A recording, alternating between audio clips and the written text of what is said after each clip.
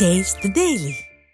Manjummel boys படத்தில் இடம்பெற்ற பாடலுக்கு முறையான அனுமதி பெறவில்லை என இசையமைப்பாளர் இளையராஜா நோட்டீஸ் அனுப்பியுள்ளது திரை உலகில் பேசுபொருளாகி இருக்கிறது. இதுபற்றி நாம் மஞ்சுமல் பாய்ஸ் படக்குழுவினரை தொடர்பு கொண்டு பதில் பெற்றோம். அதனை தெரிந்து கொள்ள இந்த தொகுப்பை பார்க்கலாம். பான் இண்டியா ஹிட் அடித்த மலையாள திரைப்படம் மஞ்சுமல் பாய்ஸ் திரைப்படத்தை சிதம்பரம் என்ற இயக்குனர் இயக்கியிருந்தார். இந்த படத்தில் குணா படத்தில் இடம்பெற்றிருந்த பாடலை பயன்படுத்தியிருந்தார். இப்படத்தை தமிழ் ரசிகர்கள் பலரும் பார்த்ததற்கு இந்த பாடல் முக்கிய காரணமாக அமைந்தது. பாக்ஸ் ஆபீஸ் ஹிட் அடித்த இந்த படம் 200 கோடிக்கு மேல் வசூல் ஈட்டியது.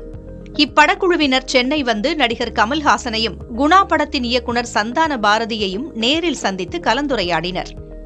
இந்த குழுவுடன் கமல்ஹாசன் மஞ்சுமல் பாய்ஸ் படத்தை பார்த்துவிட்டு மனதார பாராட்டினார். இப்படம் வெளியாகி 2 மாதங்கள் கடந்த நிலையில் கண்மணி பாடலை தன்னுடைய அனுமதியின்றி திரைப்படத்தில் பயன்படுத்தியிருப்பதாக இளையராஜா தரப்பில் மஞ்சுமல் பாய்ஸ் படக்குழுவினருக்கு நோட்டீஸ் அனுப்பப்பட்டுள்ளது. இதற்கு முறையான அனுமதி பெற்றிருக்க வேண்டும் என்று இளையராஜா நோட்டீஸில் குறிப்பிட்டிருக்கிறார்.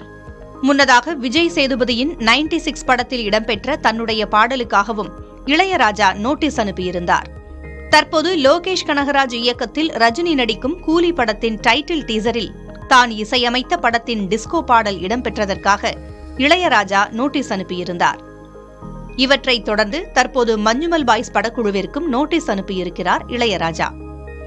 இது தொடர்பாக மஞ்சுமல் பாய்ஸ் திரைப்படக்குழுவை தொடர்பு கொண்டபோது ஒரு படத்தின் புகழ்பெற்ற பாடலை தங்கள் படத்தில் பயன்படுத்தும் போது அனுமதி வாங்காமல் எப்படி பயன்படுத்துவோம் என்றும் குணா படத்தின் தயாரிப்பு நிறுவனத்திடம் முழு அனுமதி பெற்றே படத்தின் பாடலை வைத்தோம் என்றும் கூறுகின்றனர். புதிய தலைமுறைக்காக செய்தியாளர் சனா.